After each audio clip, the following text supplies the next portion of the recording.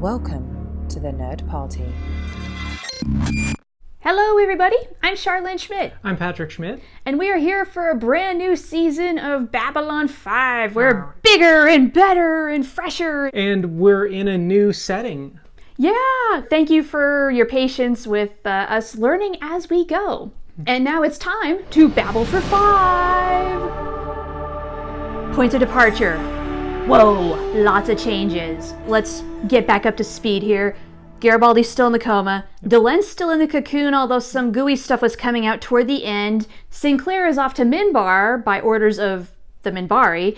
And John Sheridan has now taken command of Babylon 5 as a result of orders from the president. So I'm dying to know, first impressions of Captain John Sheridan. He definitely seems very capable, very self-aware, very understanding. Seems like he understands his capabilities. Ultimately, he won't be good for Babylon 5.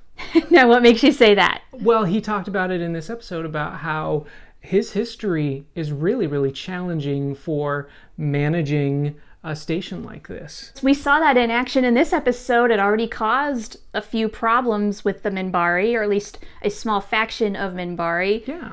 Now, we know that this show, every action has a consequence. John Sheridan is probably right about this. Yes, and I don't think that it's going to be a good long-term solution, but at the same time, he seems to understand that he can get the job done as well as he possibly can, given his circumstances, given his background. He can still get things done to a certain extent, and I think that's what we're going to see from it. We have a war hero taking command of a station. Usually, big-time action heroes might not have the best luck dealing with a place where diplomacy is kind of the reigning thing, which Babylon 5 does heavily. I think Ivanova kind of nails it when she says, we thought we were going to get some admiral or a bureaucrat. That's usually the type of people who run these things, but no, we're getting Starkiller.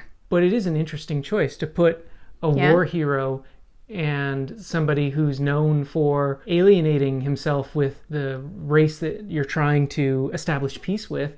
I think putting him in a position of power like this, there's more behind it than just we need someone in the position and he's the best and most qualified. It's he might be the person we want to put in this position to antagonize a former enemy. Maybe, although Lanier says something really important. I mean, he says a lot of important things in this episode, but toward the end, if Minbari prophecy has any grain of truth in it, Earthers, as he calls them, and the Minbari are going to have to work together toward this coming darkness, whatever that is. Do you have any theories on what that is? Or do you even not buy it? I'm not totally sure that I believe it, but at the same time, I think that the Minbari believe it, and when an entire group of people believe something, it has a way of coming true. Sure, I mean, maybe a self-fulfilling prophecy. Exactly. Those who know of the prophecy believe it. Not all Minbari know what's going on. I don't know, there seems to be a lot of maybe secrecy and divisiveness among Minbari. They are withholding information, we know that much. We do now, yes. However, we got a big info dump in this episode. We learned a lot about Sinclair, his abduction, what happened to him. That hole in his mind was a brain wipe. And they have this belief that Minbari souls are being reborn into humans, suggesting there's maybe some connection between us. If there's any grain of truth in that, it's pretty important, at least to the Minbari. One of the things that frustrated me about this episode is I would have loved just a single, maybe 10-second shot of Sinclair where he's at now. What did you think about this whole thing where it's suddenly season 2 and poof, our commander, the leader, Sinclair, he's gone. Where the F is he? Right? And, well, we know he's on Minbar. That's it. What, we can't get a camera on Minbar? Come on. Not with those secretive Minbari. Apparently not. But we needed a 10-second shot of just him doing his thing.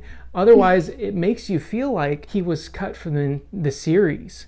And like behind the scenes kind of things? And I wonder if we're ever going to see Sinclair again. I honestly don't know. Because it's like, what the hell was this first season all about then? Why did I invest in him? Other takeaways from this episode, a lot happened. There's no way we're cramming it all into 5 minutes. Not happening. But is anyone surprised that jump gate technology almost led to a war? I should have known this was going to come. When are you gonna figure it out, Babylon 5? This is a problem. Dude, sensor technology just isn't that advanced. Deal with it. Okay. That's all that we can cram in for this awesome season opener of Season 2 for Babylon 5.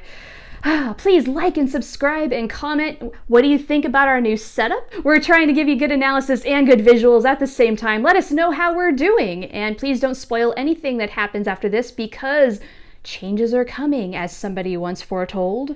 And I don't know what those changes are because I've only seen the first episode of Season 2. So please don't spoil it for me. Thank you very much.